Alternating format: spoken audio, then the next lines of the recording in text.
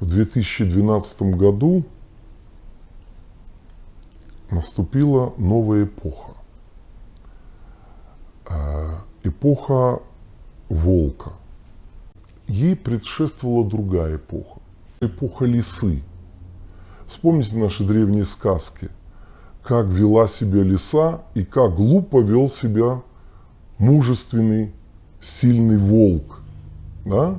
Как он верил, поступал, как ему говорили, опускал хвост в воду. И таким образом хвост этот примерзал. И там масса есть к этому там, других примеров. Эпоха лиса. Лиса создание очень хитрое. Сказки о колобке. То есть обман для нее является нормой жизни. Волк не действует обманом. Обратите внимание, в цирке нет волков. Вот такое он создание.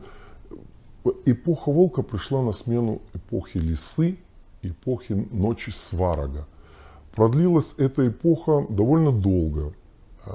Я не могу сказать точно день ее начала, потому что все это мы не можем сказать, в какой день и в какой час началась эпоха Возрождения.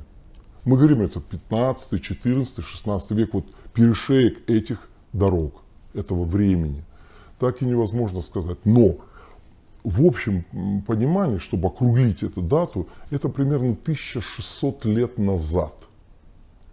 Где-то в 300 с каким-то году началась эта эпоха. Эпоха, обратите внимание, не прекращающихся войн по сегодняшний день, распри, унижения.